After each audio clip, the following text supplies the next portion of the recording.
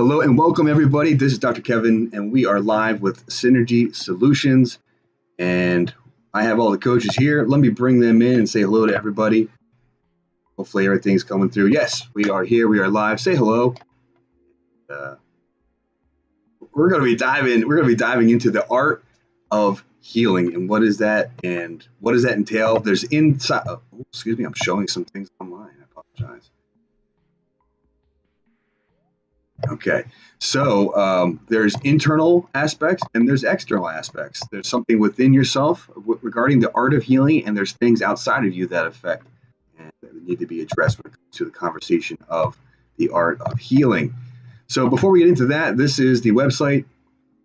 Maybe you can see it, maybe you can't. I'm hanging out a little bit there, but synergysolutionsessions.com. You see it scrolling on the bottom. But if you're interested in holistic natural health care and you want to shift away from the mainstream system, and you're into energy, frequency, and vibration, the thought of Tesla and many of the forefathers of greatest breakthroughs, well, we access the quantum healing realm here in Synergy Solutions. So we have a special offer. Go ahead and go to the website, get access to the area where we do all the healing work. And with that being said, we go live every week for people to connect and have access and to do the work in a rhythmic way to build momentum, to improve and optimize their quality of life. That's my 10 cents there. So thank you, everybody, for joining in. So the art of healing, we were having a little bit of pre-chat. Dr. George, I'm going to have you kick off the conversation. You know, what was important for you that you wanted to share now with the audience?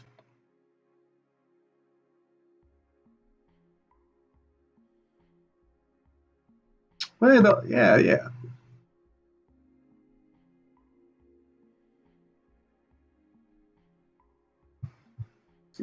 I'll zoom in on you.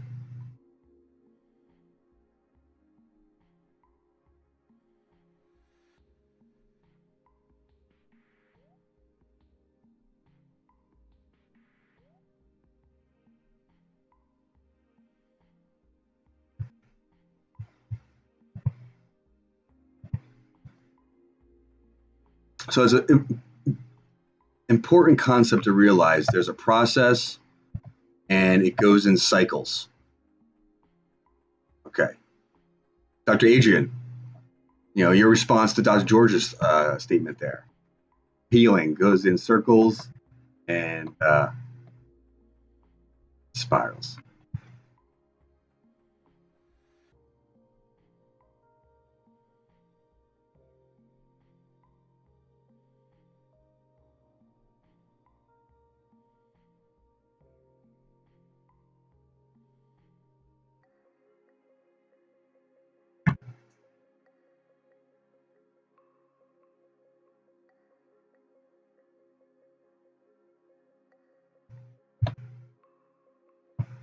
Hmm.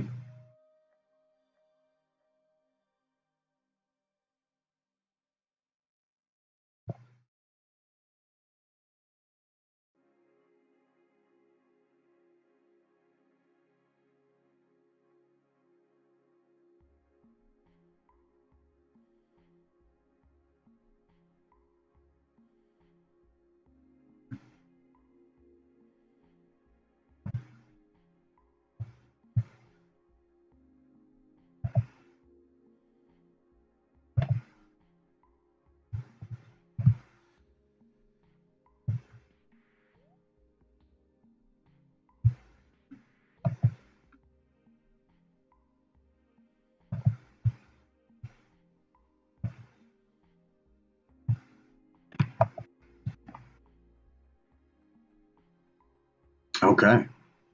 Well, so we get to unlock and shift and move. And to have the healing happen, we must go through a challenge that causes the body to then activate. Maybe say a different way. Yeah, but the workout analogy is a great analogy because I think a lot of people don't understand that. I even think about education and learning. You have to go through a period of a certain level of stress to then expand. Sasha, any thoughts from you today?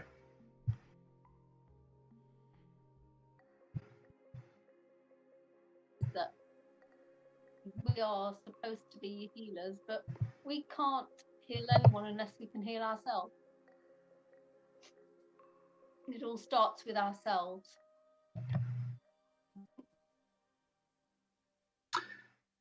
And Vesna, your thoughts for today?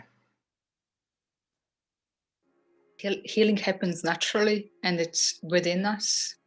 And sometimes all that is needed is interferences to be removed, and body just naturally heals.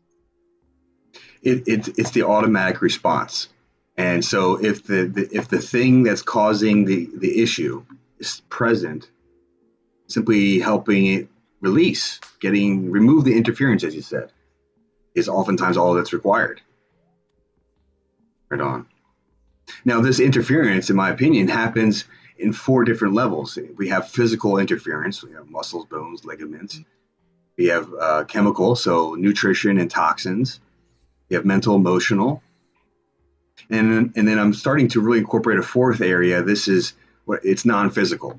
It's energetic, like EMF and radio waves, but I'm also tuned in on the levels of the same energies that are being measured that are chakra and aura type energies.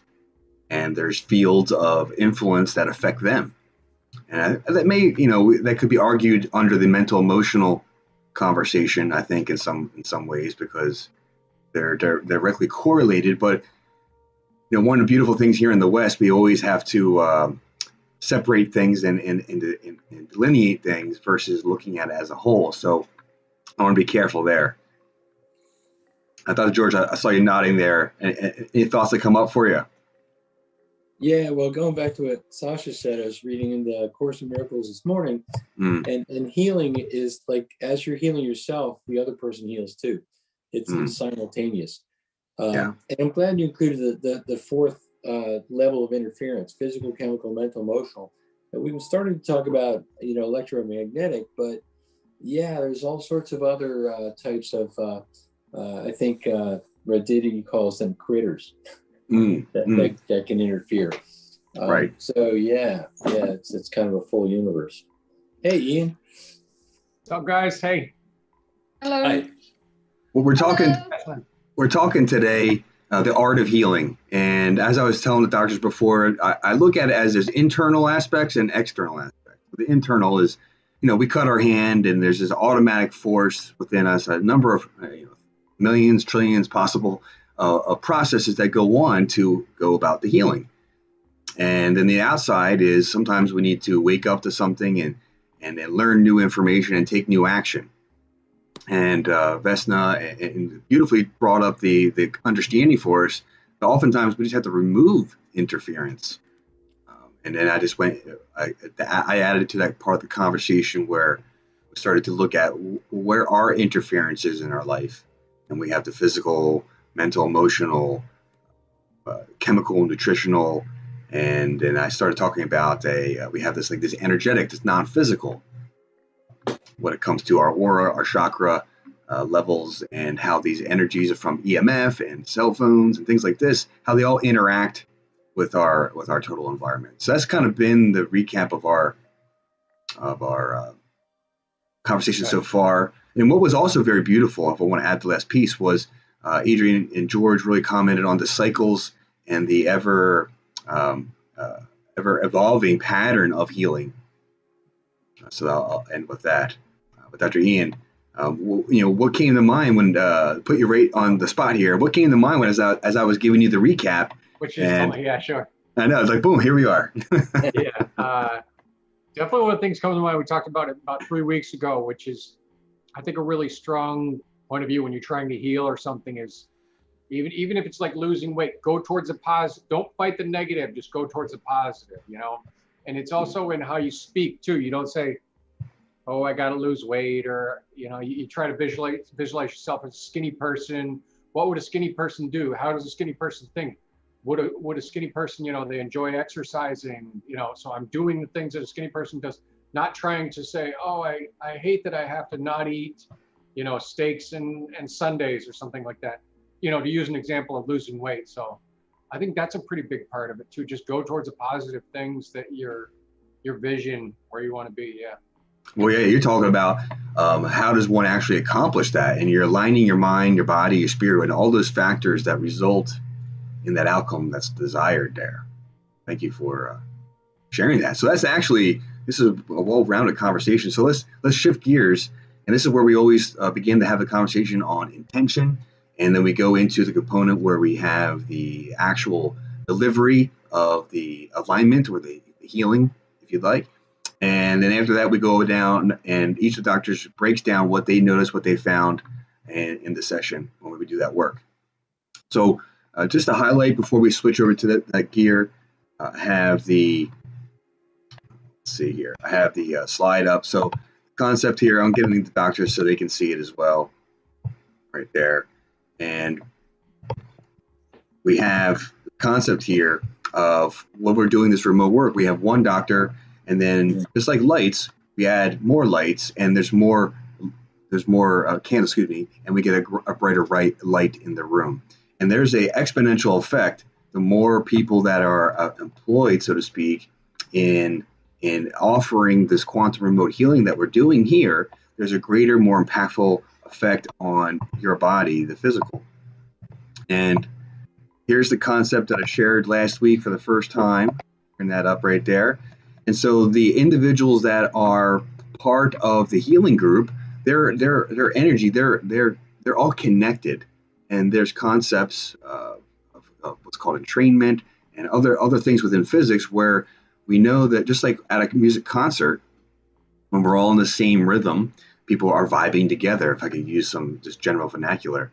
And the point being is this collective energy of who wants help, however many it could be, it's an infinite number of potential of who wants this help. So if you want it, ask for it and you'll be included. And then each of the doctors gets to communicate with that one mass, and we call that one mass the surrogate. And that's the placeholder for who needs what, when, where, and how. And each of the doctors comes in and it knows how to tap into that communication and apply the how, when, and where in the proper order and in proper context. And so bring up the final component of what we're doing here, and I'll take off the languaging to the scroll so you can see what's happening. We're working at the level of information, intention, and subtle energy to have an effect on you, the viewer at home, on these aspects of who you are: function, structure, chemistry, electromagnetic energy fields. These are the things that are being measured in our daily life.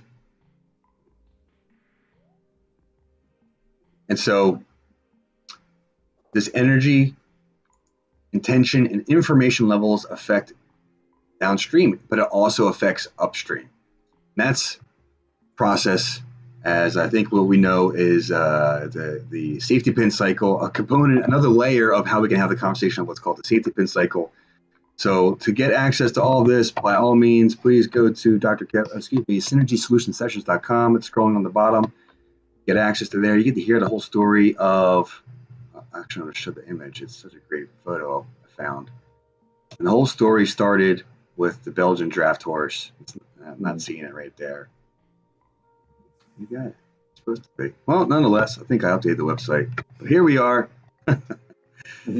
All right, we're going to get started in a few moments with the healing session, and I want to say thank you to everybody who's tuned in and watching, and I'll see you everybody over there in the members area. So hang on just a moment, and we'll get started.